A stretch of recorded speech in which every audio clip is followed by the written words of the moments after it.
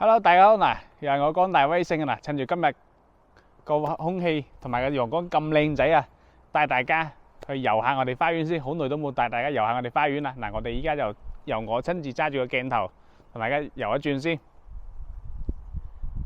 嗱，而家呢度呢，嗱就係我哋14棟與15棟樓下中間嗱，呢個就係我哋嘅兒童遊樂池啦。就平時住啲小朋友就喺度遊玩噶啦。嗱，依家感受到呢個就係我哋入住率啦，包括啲1樓啊，係啦，都住晒人噶啦。呢啲呢就係我哋嘅係細戶型94方同埋102方嘅3房嗱，早就售罄咗噶啦。前方呢邊呢就係我哋嘅16棟嗱，大家可以感受到全部都裝晒空調掛機啦，好多都入住緊啦。嗱，呢邊呢就14棟呢都售罄咗噶啦。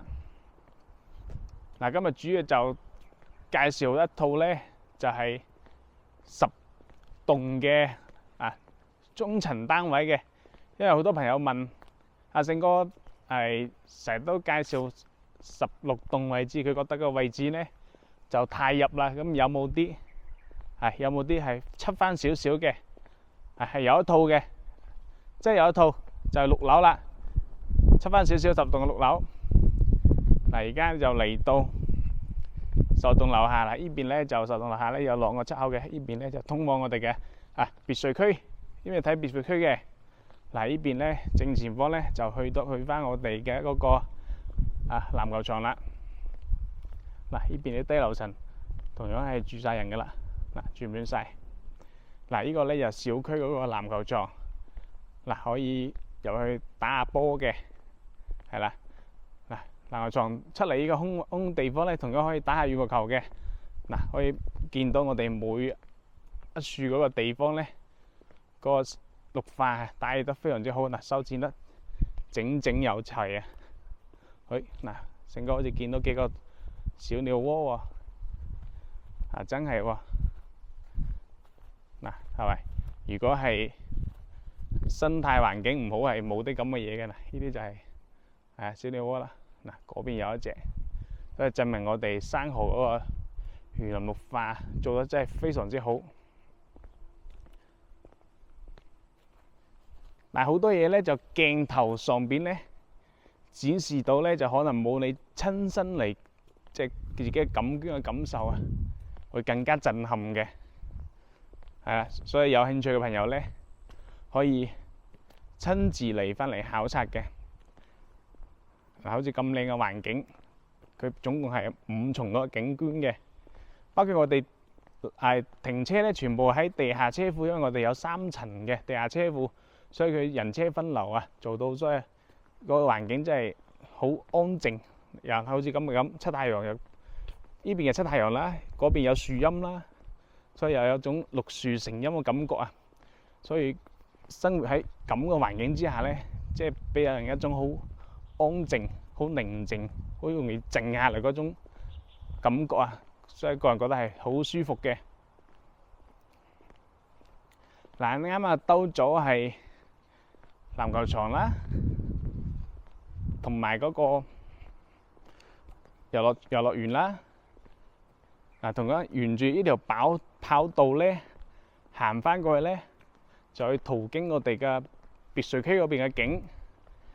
再兜圈咧，又可以翻到我哋以前板房12棟嘅板房，前面有個景觀嗰個噴池嘅。嗱，呢邊12棟嘅低樓層同樣係住滿晒人噶啦，裝咗嗰個防盜網1樓嗰啲玻璃係封咗嘅。我哋好多側邊嘅陽台咧係可以封玻璃嘅，嗱，好似呢套2樓咁，同樣係封咗嘅。所以我買我哋小區咧，即係個可塑性咧就比較高嘅，即係有啲小區個別就唔俾隨便舉動噶嘛，而我哋嘅嗰個收陽台玻璃可以係封咗佢嘅。嗱，小區嗰啲黃風鈴已經開花啦，好靚。嗱，而家我哋就翻到我哋棟與12棟中間啦。前邊咧就有一個噴池嘅。呢個就景觀嗰個噴池，佢就每逢週六日咧就會開放嘅，即係會開個開關就有嗰啲水噴出嚟嘅。閒日就唔開嘅，因為嗰個水電費都係交於公攤嘅。而家咧我哋就去睇今日嘅靚單位，睇翻我哋嘅10棟一個6樓。呢6樓咧就係一個東南向嘅位置嘅，佢就睇翻小區花園，佢係吹到東南風嘅。有一部分景咧，亦都係睇到我哋嘅係別墅景嘅。呢個係10棟樓下嗰個園林景觀啊，同樣嘅綠化係做得非常之好嘅。春天嘅好處就可以感受到嗰啲綠植，你睇係咪好翠綠色啊？俾人感覺到個視覺衝擊係非常之夠嘅。呢個就10棟樓下嘅綠化啦。非常之舒適。同樣10棟樓下呢個空地咧，都可以供業主朋友喺度打羽毛球嘅。係咪？其實可以唔使去到蝶草園嘅，就自己屋苑樓下都可以露營啊，或者擺張台喺度飲下咖啡都冇問題，因為佢個空間係非常之夠嘅。係啦，我哋依家就馬上上去睇下先，再參觀下我哋嘅靚單位。同樣呢個就遊大堂。就廊梯3戶嘅，都係我哋4房嘅戶型，都係廊梯3戶嘅。依家就先上電梯先。而家上到嚟我哋呢度單位啦，就係我哋10棟嘅6樓啊，602。入翻嚟，首先就左手邊呢邊咧就係我哋嘅廚房位置。熟悉嘅 H 型嘅佈局，呢邊就可以放到一個雙門冰櫃嘅。包括啲吊櫃。灶台、洗手台全部都係膠標，即見即所得。係啦，出翻嚟咧有個生活陽台。生活陽台咧，呢邊睇到嘅係小區園林綠化同埋花園。今日嘅陽光係非常之靚仔。包括呢邊咧就煤氣燃氣卷道咧就到戶噶啦。開卡咧就直接報裝噶啦，可以用到噶啦。包括啲洗衣機位置係啦，熱水器位置預留好咗噶啦，接駁就 OK 噶啦。